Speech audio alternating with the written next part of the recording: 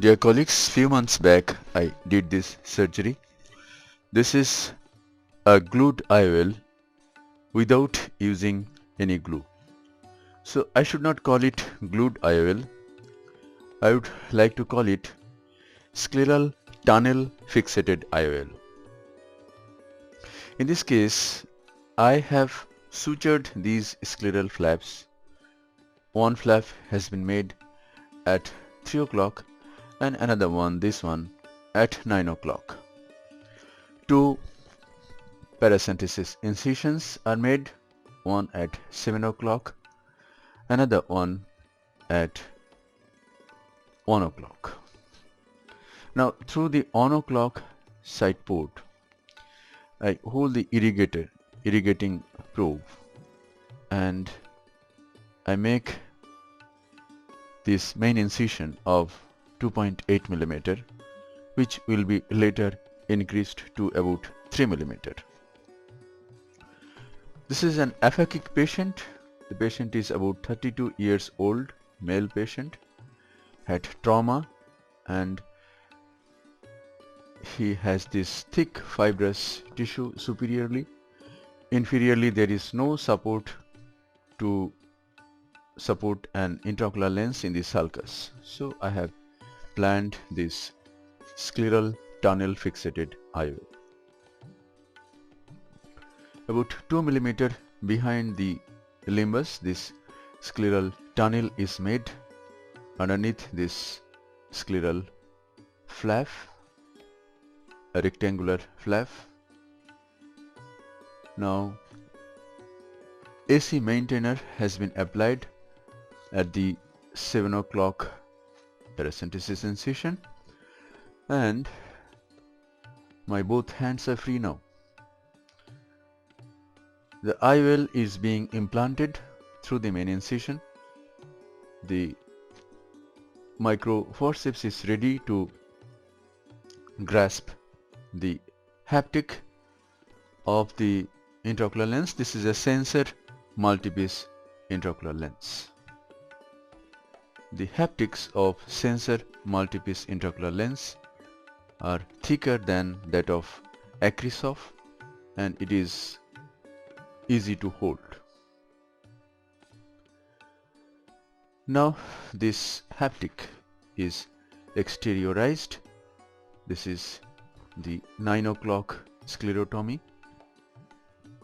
Now I go through the that is 3 o'clock. This is the 9 o'clock. I use a McPherson forceps to hold this, and now I introduce the microforceps through the sclerotomy at 9 o'clock, and it is just like transferring the baton as in a relay race. This haptic has been transferred to the microforceps. Now this is not as difficult as we think. Just have to make a scleral tunnel with a 26 gauge needle. Here it is, the 26 gauge needle. Make a tunnel to some distance, and through this tunnel this exteriorized haptic will go.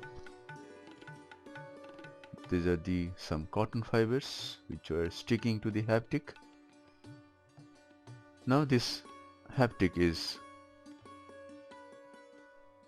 introduced into this tunnel, and this haptic is nicely secured in the scleral tunnel.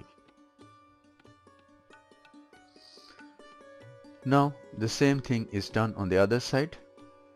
Now I don't have glue, but I can just suture the scleral flaps. Only 2 sutures are required, like this. So if you don't have glue, don't worry. Here you get the glue. You just suture the scleral flaps. It will take only 5 minutes of your extra time to suture these scleral flaps and suture the conjunctiva. That's it. This is done. Now I come to the other side, and here also I put 2 sutures. So glued IOL is not difficult, and even if you don't have glue, you can do it. Just you have to suture the scleral flaps. This patient did very well. This patient got back about 6/24 vision, and this eye was blind for very long time. He had vision of only counting finger 3 meter with aphakic correction. Now